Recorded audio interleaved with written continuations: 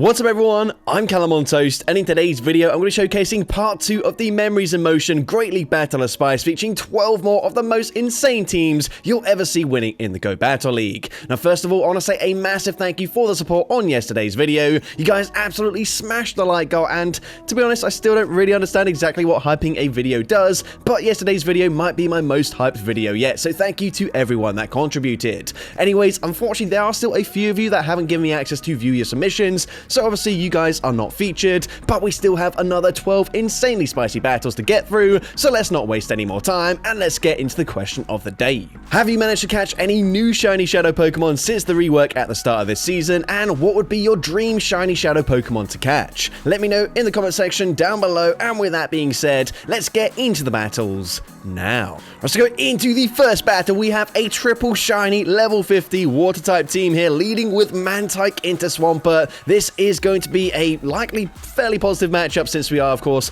double resisting the mud shot damage. They do have access to sludge, but you can see Mantike is pretty bulky. We're going to go straight for Aerial Ace. Aerial Ace, not the hardest hitting charge move, however it does already get them into the yellow health range. The opponent going to be outpacing us to the next sludge, but we can still reach another Aerial Ace, and from this range Aerial Ace looks like it will get the KO. Aerial Ace going to be shielded. The opponent's going to swap out Bank some energy, coming in with a Corviknight, but they allow us to reach an Ice Beam. Ice Beam going to hit for neutral damage. The opponent not going to shield. It doesn't really deal that much damage, but now we swap into our shiny Squirtle. We're going to no-shield the first charge move as the opponent is going to go and full send a payback, but Squirtle hanging on fairly comfortably, firing off the Water Pulse. Water Pulse puts them into range where we will be able to farm down. Unfortunately, the opponent is going to reach a last second Sky Attack there, but we can now come in with a Piplup, go for that bubble farm down, and let's see, they're going to come back in with the Swampert, and we are going to start using our shields. Going to shield the first move as they fire off the sludge. We're looking for the bubble farm down, but we don't quite get there. We're actually going to use both our shields. We don't know what the final Pokemon is. They're going to come in with a Mandibuzz, but we can now go straight for Icy Wind. Of course, Icy Wind going to hit for super effective damage, but it's also going to drop their attack stat. We can reach a second Icy Wind here, and this is their final Pokemon. They cannot swap out. They cannot clear any debuffs, and as a result, the opponent going to fire off the charge move. Piplup, not the bulkiest Pokemon, but able to comfortably tank a Shadow Ball now after the double debuff. Icy Wind going to get a third debuff. We swap into Mantike, and this will force them to throw some more energy. The opponents, remember, they are 3 stages debuff, so Foul Play doesn't get the KO. They get extra energy, but Piplup able to win CMP up against the Mandibuzz. Drill Peck gets the KO, and we're able to take that game.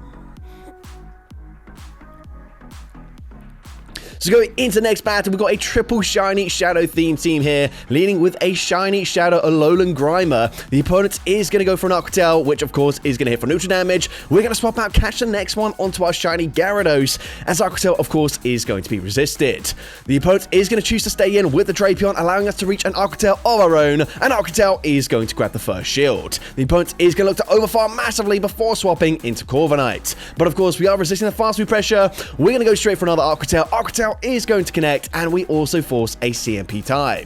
We're happy to no-shield this. Air Cutter doesn't quite KO, so we're now going to swap out there, not allow the farm down, and come in with our shiny Shadow Tyranitar. We go straight for Brutal Swing. Brutal Swing doesn't quite get the KO. We should resist everything, but we are going to use a shield anyways, as the opponent is going to go for an Air Cutter. The opponent is now going to come in with a Wigglytuff, and because we shielded, we give ourselves enough HP to reach a Stone Edge, and Stone Edge is going to grab the final shield. But we've got energy on the Shadow Grimer, and we're able to reach a Sludge Bomb. This is super effective. Sludge Bomb gets the one shot. They come back in with the Drapion, and we're able to catch the charge move onto our 1 HP Shadow Gyarados, and that means we can now outpace them to one final charge move here before the opponent gets to 2 more. They fire off the Aqua Tail. We can reach the Crunch, and of course, Crunch, it is resisted damage, but from this range, it takes out the Drapion, and we're able to take that game. Into the next battle, we've got another triple shadow team with a shiny Shadow Mawile in the lead. We swap out at the same time as the opponent, and that is a really interesting play. Swapping into Altaria into a, well, fairy and steel type Pokemon. A Pokemon that would, of course, triple resist the fast move pressure. But, of course, we swapped at the same time. We come in with Galvantula. We're farming up to back-to-back cross poisons here. However, unfortunately, it looks like that is a CMP tie. So if the opponent shields like they do, I think, yeah, we might as well just let the Galvantula go down. Of course, we can come back in with the Marwile, and the opponent's going to come in with a Dunsparce. We can go straight for Iron Head here. Iron Head is going to deal respectable damage. We are going to swap out. We tried to catch a Drill Run. I mean, I guess it doesn't really matter that we didn't catch it because they will go for Drill Run anyways, and we avoid taking it on the Shadow Marwile. But at this point, we are going to shield the next charge move as they do go for another charge move there. We are now going to look to overfarm as much as possible and then fire off a Crunch. Crunch will get the KO or grab the final shield. They swap back into their Charger Bug, and unfortunately we lose CMP.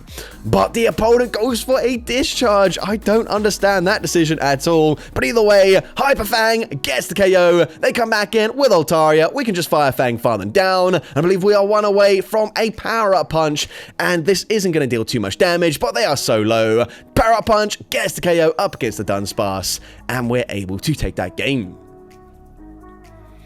Into the next battle, we're going to see an Ursaring into a Kanto Marowak. So, typically you don't see non-Shadow Ursaring, so I don't know if we will get a KO with a close combat here, but likewise, we can actually also no-shield a Bone Club, which is kind of unusual to see for an Ursaring. Anyways, we're full sending, and close combat doesn't get the KO, and it doesn't really put them into range where we can roll out, farm them down with the barrel either, as, of course, these are non-stab resisted rollouts as well. So at this point, we're just going to have to throw a Surf here, unfortunately, not ideal for us in the slightest, but Surf is going to get the KO as they come in with their own rollout user in the form of Licky Licky. This time we are full sending a Hyper Fang. Hyper Fang gonna deal decent damage there. It will be enough damage to two-shot them. We actually swap out looking to catch a charge move or just force them to throw some energy here, and they actually full send an Earthquake, which is massive overkill, but I wonder what their other charge move is. Maybe they're on Earthquake and Shadow Ball. That would be very interesting to see. The opponent's gonna swap into Jellicent, and unfortunately we do only have resisted damage to throw. However, we also only take resisted damage from the Jellicent as well, so I guess it's not the worst thing ever,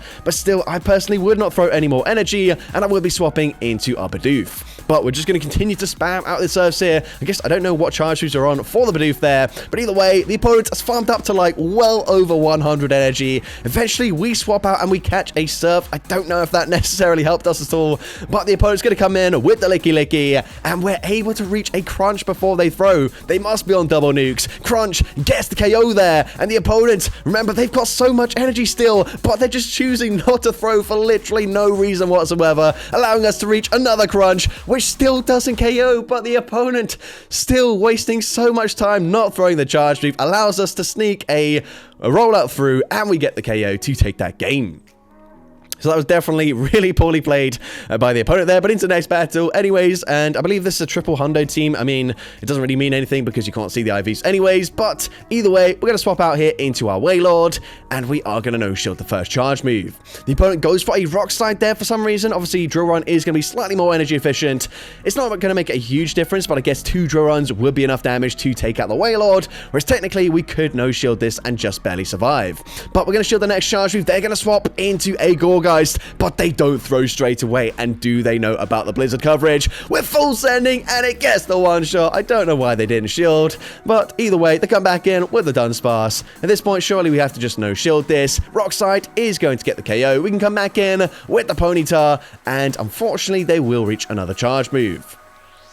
So we're going to use our final shield. They finally go for Drill Run. I guess it doesn't really matter in this matchup because Rockside is also super effective and would KO. But we fire off the Stomp. We get the KO. Their final Pokemon is going to be for Alligator, and we can come in with a Munchlax. Munchlax is very bulky. Hydro Cannon, not even going to be enough damage to two-shot us. And of course, we are double resisting the Shadow Claw damage. So this is actually a pretty comfortable matchup for us. Of course, all shields are down, but they are not going to be able to Shadow Claw farm us down before we reach another Body Slam, and I believe Ponyta does already have a Stomp loaded, so we might go for the combo play. We do exactly that. We're able to win CMP, it looks like, as well. Stomp, gonna get the KO there, and we're able to take that game. Into the next battle, we've got a shiny Frigibax in the lead up against a Unnovan Stunfisk, so this is going to be a slightly positive matchup for us. They can outpace us to the first charge move, and we might as well shield since we are, of course, running Icy Wind. Icy Wind going to debuff their attack stat, and they might not necessarily shield this, but it is going to do quite a lot of damage, and now we can very comfortably tank the next 2 charge moves. So we're going to no-shield this. The opponent goes for Mud Bomb there, and we are not going to bother throwing, instead committing to a full farm down. That works out perfectly for us, as they now come in with a Blastoise. Now we're going to go straight for Dragon Claw. Dragon Claw does decent damage. We swap out at the same time as the opponent, and they're going to come in with a load of Ninetales. Of course, not ideal since we do have a Galarian Meowth in the back, which would be so much better in this matchup. But either way, we're firing off the Discharge. Discharge going to be shielded. Unfortunately, we do not reach a second Discharge, but now we can come in with the Meowth, and we don't need to shield. They might go for Chilling Water, debuff our attack stat, which isn't really ideal for us, but we do have access to Trailblaze, which is going to boost up our attack stat once again, and also hit the Blastoise for super effective damage. We're going to swap out, basically just Force Depot to throw some energy.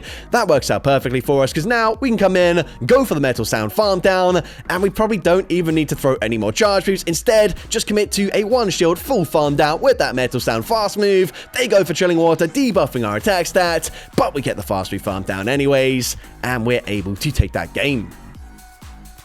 Into the next battle, we've got a Wobbuffet in the lead up against a Primeape. They're going to swap out into Swalot, and a Wobbuffet, by the way, if you didn't know, super bulky Pokemon, has an insane HP stat, but it just really does not hit very hard at all. And to make things worse, Mirror Coat is not a good charge move. That is super effective damage, stab damage, up against a Swalot, and it won't even be enough damage to 3-shot them, which is quite embarrassing. Of course, as well, Counter did get nerfed quite a few seasons ago, so it's not particularly fast to reach the Mirror Shot either, but they're going to go for Sludge. They are spamming out these Sludges at an insanely rapid pace here, but we go for another Mirror Shot. The opponent is going to outpace us, likely to 2 more Sludges before we get to another Mirror Shot, but we should still be able to hang on here to both charge moves before they can fully farm us down. So we're going to no-shield once again, and we might just bank the charge move here, come in with the Haunter, and unfortunately not going to be able to go for a full farm down. We are not going to shield, and they full send an Ice Beam, which very nearly takes us out, but we can reach a Shadow Punch up against the Apollyon, and we're able to grab the first shield. We're going to come in with the Gengar, and of course, going to have to start shielding here, as Gengar is very glassy. They fire off the Drill Peck. We are now going straight for another Shadow Punch. Shadow Punch won't get the KO from this range, but is actually going to put them into perfect Shadow Claw farm down range, which works out very nicely for us. Let's see, what is their final Pokemon? The opponent's going to come back in. Okay, yeah, we already saw it. It was a Shadow Primeape. We can go straight for a Shadow Punch here. Shadow Punch is going to grab the final shield, and the opponent is going to throw just as we are reaching the next charge move. Are they going to try and make a catch here? No, the opponent does not make the catch, and that should be game over. Shadow Punch gets the KO. We have the Mirror Coat loaded on our Wobbuffet, able to survive one more Mud Shot. Mirror Coat gets the KO there, and we're able to take that game. Into the next battle, we've got the full Tepig evolution line here with a level 50 Tepig in the lead up against a Wigglytuff. You love to see it.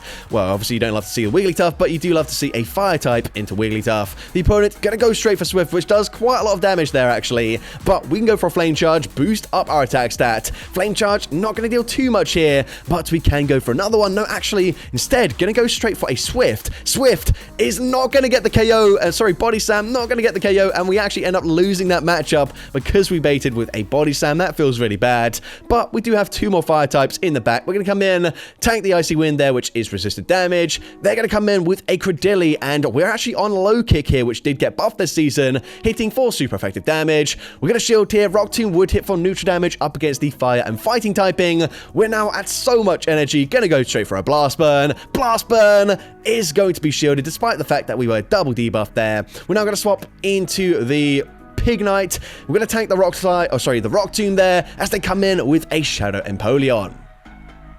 Now we can go straight for Flame Charge. Flame Charge gonna boost up our attack stat. I personally wouldn't bother shielding here, but we are gonna shield the Hydro Cannon anyways. We're gonna look to overfarm just a little bit, go for the Flame Charge, and Flame Charge will get the KO. Flame Charge going to grab the final shield, but we go for the combo play. We had the Rock Slide already loaded. Rock Slide resisted damage, still gets the KO. They come back in with Credilli, and unfortunately they do just barely outpace us.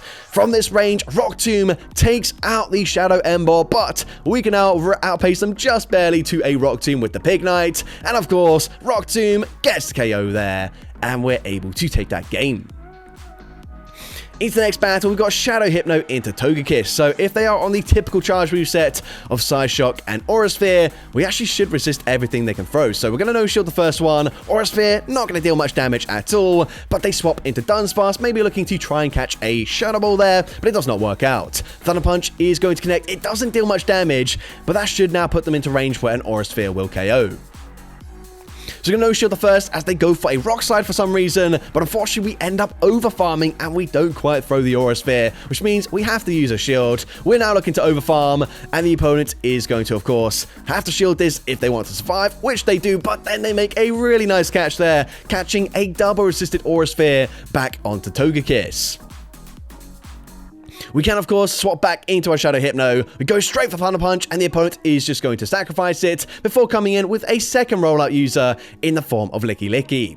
Now, they have farmed up to a Shadow Ball already, but they bait with a Body Slam, and Shadow Hypno is still very bulky, so we're able to survive that. Go for Thunder Punch. Thunder Punch gets them very close to the yellow health range already before we come in with the Shadow Salamence, and we make a very nice catch. We're actually able to catch a full send of the Shadow Ball. We're now going to come back in with a Salamence, and the opponent swaps back into Dunsparce. But I'm seeing the win condition right now. We shield the Rock Slide. We are committing to a full Dragon Tail farm down. We have so much energy. We should be going for back-to-back flies here, but we go for a Brutal Swing bait. Brutal Swing grabs the shield. We are now full sending the fly. And of course, fly from Shadow Salamence easily gets the KO, and we're able to take that game. Into the next battle, we've got a level 50 Togepi into Altaria. This is a really interesting matchup. I actually don't know what fast move this Pokemon even learns here, but Dazzling Gleam going to hit for super effective damage here, and it will be enough damage to two-shot them, which is quite interesting. We're going to no-shield as they go for a Sky Attack, which we actually tank. That is quite surprising. Unfortunately, we're not going to shield here, so Sky Attack is going to get the KO. I guess we could have reached a Psy Shock, but that just really wouldn't do much damage. We then come in with a level 50 Shadow Picky Peck. Drill Peck gets the KO up against the Altaria, and they're going to come in with Empoleon, so we swap out, but the opponent is core broken. Their backline is so weak to electric, and we've got one of the bulkiest electric type Pokemon in the game in the form of a level 51 Best Buddy boosted Pachirisu. We go for Thunder Punch. Thunder Punch number 2 should get the KO here. So the opponent is going to let it go through there, saving their final shield for the Empoleon, but we've still got 2 shields in play, so we're going to start using them. First one, we're going to shield a Hydro Cannon, of course. From this range, Hydro Cannon should be getting the knockout, but we go for one final Thunder Punch, grab the final shield there, and now I believe we are going to full send a Thunderbolt. Not that we need to, but just because we can. So we go for the extra Volt Switch. We are full sending, but we're going to go for a slight undercharge. Nice, still gets the KO there up against the Empoleon, and we're able to take that game. Into the next battle, we've got Graplocked here, which did get buffed this season with Waterfall. However, this is actually not a water-type Pokemon, despite the fact that it is a octopus, so that is quite strange, but non-stat Waterfall, still not amazing, but Superpower easily gets the one-shot there. We're now doing some weird taunting with our tentacles. The opponent is going to come in with a Clodsire. We're able to swap out and catch what looks to be a Stone Edge, which is really nice for us, and their final Pokemon is going to be Shadow Drapion. Now, I wouldn't mind if we end up shielding here just because we need to deal a lot of damage with our Mud Slaps, and potentially we could get a debuff with a Bulldoze. So we go for Bulldoze. Bulldoze is not going to drop their defense, unfortunately, but that's okay. The opponent is going to have to fire an Arctel straight away, and which they're going to do. But we can now come back in with the Graplocked here. Of course, our Ponyta unfortunately doesn't have the best matchup here, but we can go straight for Ice Punch. Ice Punch is going to be getting the KO there. We come back in with the Clodsire. We're going to look to overfarm. We've dealt decent damage with the Waterfalls there, and now we swap into our Ponyta. The opponent going to go for Earthquake, which does a lot of damage, but we can hang on, and our Psycho Cuts, they are hitting for super effective. They are adding up over time. We reach back-to-back Swifts. First one grabs the final shield. Second one will not be enough damage to KO. However, we have the Ice Punch already loaded on the Graplocked, and of course, super effective damage. It gets the KO, and we're able to take that game. Running into the final battle, for some reason, these last few battles have started like partway through, which is a little bit annoying because it doesn't really give me any break between battles, and it is quite easy to get out of breath whilst you're doing fast-paced commentary. But either way, we are going to see the opponent's going to go for back-to-back Psycho Boost. I swear, I can't even remember the last time I saw a defense from the Deoxys. Honestly, that feels like a spice pick at the moment. But anyways, they're going to come in with Umbreon, so super defense-weighted team so far. We full sent a close combat, and now we come in with Pawniard, where we are going to resist everything they can possibly throw as they go for a foul play. They can go for another foul play. They can go for last resort. They can go for psychic. It does not matter. Everything not really going to hit very hard at all. Of course, well, I was going to say they could come back in with the defense from Deoxys, but they would take super effective damage with the Fury Cutters and the Night Slashes. So instead, they come in with a Passionate Dance. The opponent clearly just going for like as much defense as possible, but we can go for another Night Slash. Not really dealing too much damage there, but we can now come back in, full send to Close Combat, and Close Combat is going to grab the first shield. At this point, we have no shields remaining, so of course, gonna have to let the move go through as they fire off a Flamethrower. We're now going to come in with the Pancham, and the opponent comes back in with their defense from the Deoxys. We can go straight for a Body Slam. Body Slam is going to be shielded, but they can reach a Psycho Boost, and this is super effective. Psycho Boost gets us very low, but we're able to hang on. We can now snipe with the Pawniard, and we can go for a Night Slash. Now, unfortunately, Night Slash still not going to do too much damage. We get the attack boost, but we can't benefit from it. But Pancham able to hang on there, reaching one final crunch. Crunch gets the KO, and we're able to take that game.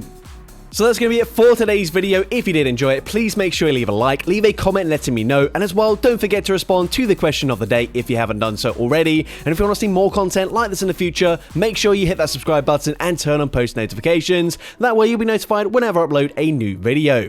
Now, if you want to take your support to the next level, you can become a channel member with perks including early access to new videos, shoutouts at the end of each video, custom loyalty badges, and custom emojis to use in the comments of every video. I want to say a massive thank you to everyone that has become a channel member already. Your support is greatly appreciated. And with that being said, thank you so much for watching today's video, and I hope you have a great rest of your day.